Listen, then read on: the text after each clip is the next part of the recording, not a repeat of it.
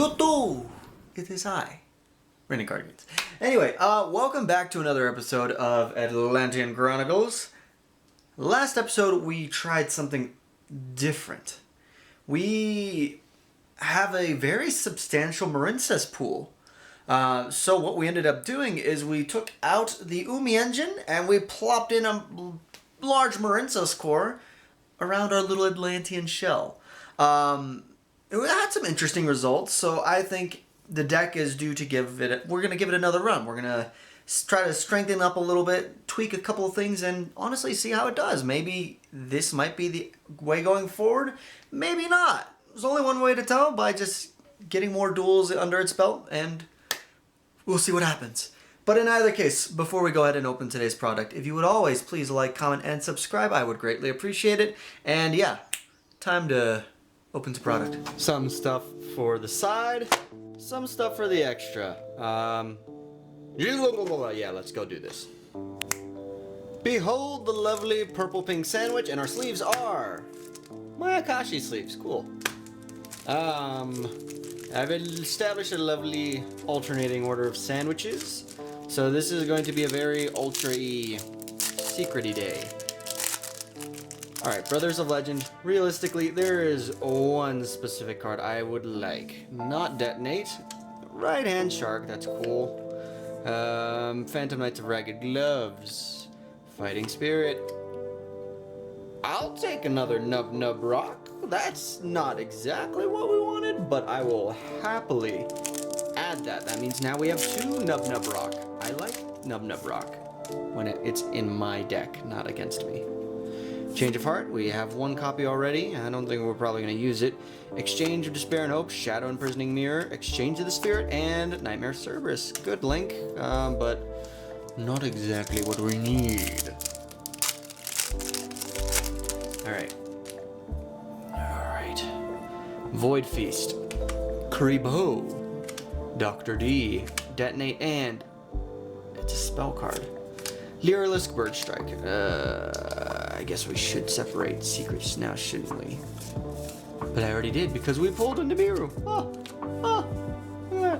Anyway, back to Mavens. All ultras. Give me a good ultra. An ultra that I can use. Even that's even better than Cyberse. Galaxy Eyes, Calbeck. I mean, that's something that's cool, I guess. Doom Dozer, Witchcraft of Creation, and Cat Shark. Set you aside into the potentially consider. Alright, back into Brothers of Legend. Edia, good card. Another Sea Nettle. I think we have a playset now, as I think we have a playset of Kaiju Slumber. Beatrice is good. Speedroid Scratch. Yeah, I feel like we have a playset of Kaiju Slumber and Sea Nettles. Pretty sure, but if we don't, we definitely do now. Cyber Rev System. Blast Held by Destiny. Sword Soul Blackout. Mizuki and Multi-Roll. Come on. Brothers of Legend. You gave me a Nibiru. I'm not going to complain. Very good secret, not the secret I wanted. Hidden Fangs, Rank Up Magic Arcane Chaos Force, a Gadarla, which we have plenty of now, Kuribat, and an Effect Monster. Yowie! Yowie! Last Magnificent Mavens. Mavens has actually been kind of disappointing. Yeah, but Dragon Necro, Witchcraft of Confession, Goes, actually, you know what? I think now that makes a full playset of Goes and Match. So that is perfect. That is actually pretty good, especially when we're dealing with water. Yeah, that is great. Cheat Golem Token, useless. Sword Soul Tie-Up, cool card, but yeah. Okay, Mavens gave us a floodgate. Brothers of Legend, can you give me the extra deck card that I need?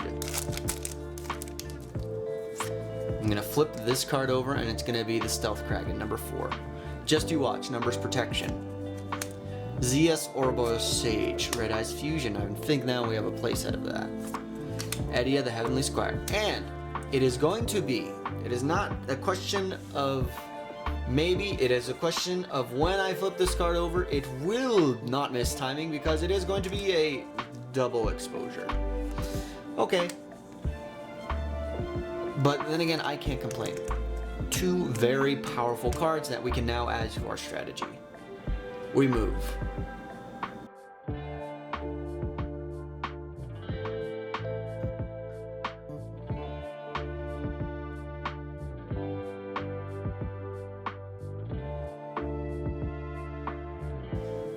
Ever elusive, isn't it? There's one Kraken evading me.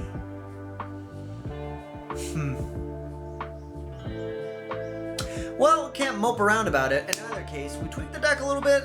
We'll see how the changes go. I think now also I'm more aware of the Marincus combo line, so hopefully my familiarity with the deck based on the previous results will also help me improve moving forward. Let's duel. Alrighty, so for match number 1, we are going first against DDD. And we opened a pretty good hand with a couple of extenders as well as some Atlantean cards, so potentially we might be able to make something happen. But we go through the standard Marincus play lines, starting to climb up. We get hit by an Imperm, but we are able to use our circulation in hand to protect our Marincus to continue to climb with avoiding the negation from Infinite Impermanence. So we end on Aqua Argonaut, and she's already starting to put in a little bit of work, and we have some effect negation in hand thanks to Marincus Wave. Down comes the big Dos Machina guy, and he basically will attach to kind of snatch steal my card, but luckily I'm able to swap out my Marbled Rock Protector, and then I can use my Atlantean line, thanks to Atlantean Prince, to pop off, clear out some damage so I can bring out Megalo. We win game number 1. Game number 2, we're going second. A well-timed Ghost Ogre stops that swampy Swamp Man, but unfortunately the Triple Tactics talent hits the board, but not much else in terms of the board. Gamma comes out. Luckily, we have the Ash to respond to it. The benefit of playing Marincus is we have room for plenty of hand traps in our deck, which is very handy.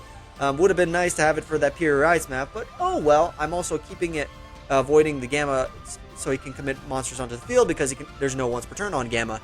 Down comes the big Snatch Steely boss, but luckily we have interrupted Kaiju Slumber, and that actually allows us to take match number 1. Match number 2. We're going up against Scareclaw, although I did not know this going into the first game because I didn't see any monsters. All I saw was an Infinite Permanence, which luckily my Bahamut Shark is able to, it's kind of worked out that way. The Toad was there to kind of prevent this kind of interruption, so it was a premature Toad, if you will. In either case, we climb up into Aqua Argonaut, we punch for a bunch of damage, my opponent scoops.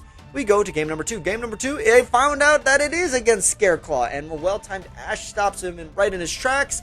I have my Pank to deal with anything that may hit the field. I honestly don't care about Droll at this moment in time, even though we are in a Droll format. I can still work around it, and we take match number 2. We go into our final match of the day against a very strong and annoying deck that I'm not very fond of playing against, Labyrinth.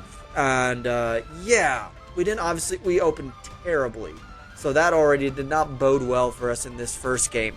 As we start to climb up our lines, my opponent begins to stack the back row, swarm the field. I get a mono Bluetron, Marincus Blue Tang for future turns if I'm able to make it up there. As we start to climb up, we bring out Sleeping Maiden, we go into Aqua Argonaut, we get a little bit of bouncing by special summoning and bouncing, and then we get hit by this trap card, the Daruma Cannon. If you haven't noticed, I'm playing an all-link strategy, so this really hurts. Luckily, I am able to use my Marincus Engrave to bring out a Marble Rock and have some protection, but it doesn't really matter in the long run, and I get bodied. So we go to game number 2. We get to go first. I've got a couple hand trap and a way to stop hand traps. However, if you noticed in my opponent's hand, there's not one, but 2 Nub Rocks. So I'm unfortunately not able to go into Aqua Argonaut, but it wouldn't really matter in any case because I get hit by Nibiru. Well, in either case, I Ash the Pot of Extravagance, hoping that might be able to stop him. Luckily, I don't die, which is great, and I am able to kickstart my plays. That's the one thing I really do like about Marincus, is that it has a good recovery ability. It's not overly combo reliant in terms of use every single resource. It's streamlined, and it can bounce back. Unfortunately, I get hit by Nibiru again. again. Luckily, I used my Ari the Water Charmer so I can get a search, so I can potentially bounce back for a third time in this duel. Marinta's really proving the resilience in this specific game. And then again, the Daruma Cannon. It's very unfortunate because I wanted the Bahamut chart to go through, but in either case, at least it means that I am safe, so I can climb up with my Marinta cards once again to build a board, and I get hit by Nibiru again. 3 times! 3 times! 3 champions, 3, respect! Anyway, 2-1, not bad, but honestly, it kind of ended in a little bit of a frustrating way, but it is what it is. 2-1, not bad. All the decks we faced today were pretty decent opponents going up in this thick of things. Really, yeah, it really just sucked with that last one because Labyrinth isn't the best matchup, especially with that Daruma Doll trap because, yeah, I have Link monsters. I can't make them go face down unless there's a Master Rule 6. It is what it is. In either case, thank you all so much for tuning in to today's episode, and I will catch you in the next one.